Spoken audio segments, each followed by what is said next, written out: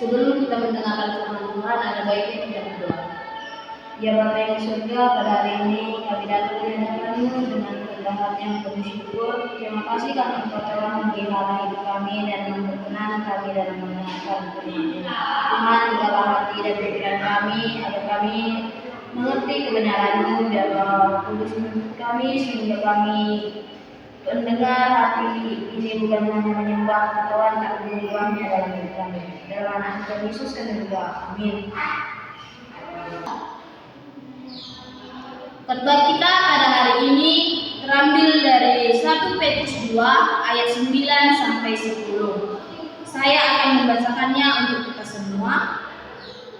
Tetapi kamulah bangsa yang terpilih, imamat yang rajani, bangsa yang kudus, umat kepunyaan Allah sendiri, supaya kamu memberitakan perbuatan-perbuatan yang besar dari Dia yang telah memanggil kamu keluar dari kegelapan kepada terang yang ajaib. Kamu yang dahulu bukan umat Allah, tetapi yang sekarang telah menjadi umat-Nya.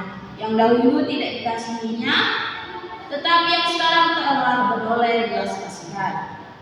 Tema kita pada hari ini yaitu identitas baru dalam Kristus dipanggil untuk menjadi terang.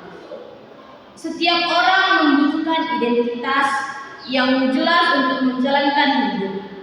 Banyak orang mencari jati diri lewat pekerjaan, status sosial, atau pengakuan manusia. Namun firman Tuhan menunjukkan bahwa identitas sejati orang percaya tidak bersumber dari dunia, tetapi dari apa yang kita katakan dengan doa. Dalam 1 Petrus 2 ayat 9 sampai 10, Rasul Petrus mengingatkan jemaat tentang siapa mereka di hadapan Tuhan, terutama kita menghadapi penderitaan dan tekanan dunia. Penjelasan ayat di ayat 9, tetapi kamulah bangsa yang terpilih. Petrus menyebut empat identitas penting. Yang pertama, bangsa yang terpilih. Kita tidak dapat dipilih karena hebat, tetapi karena anugerah yang kasih karunia Allah. Pemilihan ini berbicara tentang kasih Allah yang mendahului kita, memberi kita tempat khusus dalam rencananya. Yang kedua, imamat yang rajani. Iman memiliki tugas mempersembahkan hidup bagi Allah rajani, menunjukkan bahwa kita memiliki otoritas dan martabat sebagai anak raja. Artinya, kita dipanggil untuk melayani, bukan sebagai orang biasa, tetapi sebagai anak-anak kerajaan Allah. Yang ketiga, bangsa yang kudus. Kudus berarti dipisahkan dan dikhususkan untuk Allah. Hidup orang percaya seharusnya berbeda dari dunia dalam perkataan, tindakan, karakter, dan pilihan hidup. Yang keempat, umat kepunyaan Allah sendiri. Kita bukan memiliki dosa lagi, bukan milik dunia, bukan milik Allah. Itu berarti perlindungan, pemeliharaan, dan nilai yang sangat tinggi di hadapannya.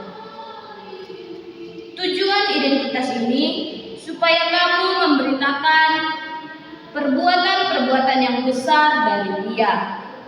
Di ayat 10, kamu dahulu bukan umat Allah. Fokus mengingatkan masa lalu kita. Dulu kita tidak punya hubungan dengan Allah. Dulu terpisah dengan dosa. Dulu tidak memiliki belas kasihan. Tetapi sekarang kita menjadi umat Allah, mendapatkan belas kasihan, menerima identitas baru dan hidup baru. Ini menegaskan bahwa identitas orang percaya adalah hasil perbuatan radikal dari karya Tuhan, bukan karya kita sendiri. Aplikasi dalam kehidupan yang pertama, hidup sebagai orang berbeda. Kalau kita bangsa kudus, maka gaya hidup kita mencerminkan kekudusan Allah. Seperti jujur meski sulit, menjauhi dosa, tidak ikut arus dunia yang merusak.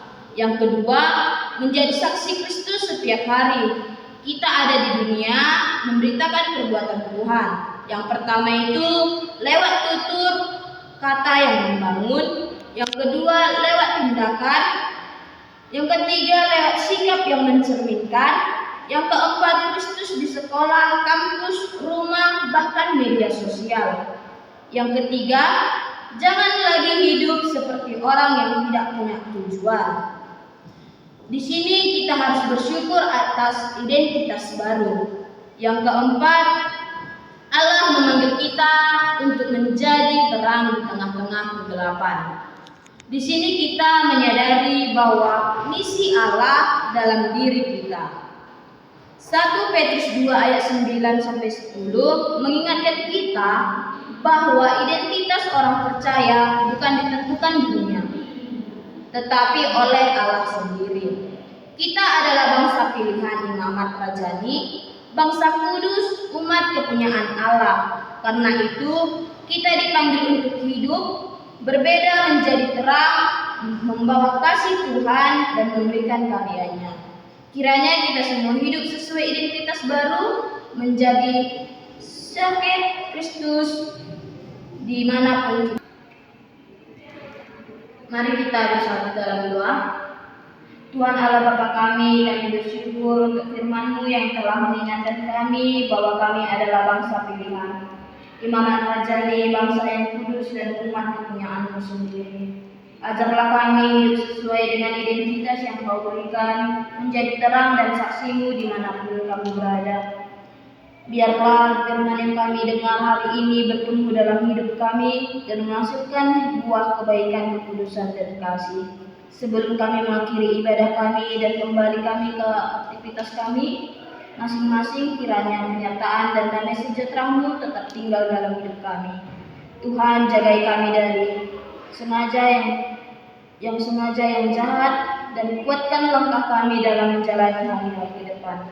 Kami serahkan seluruh hidup kami hanya ke dalam tangan-Mu. Dalam nama Tuhan Yesus Kristus kami berdoa. Amin.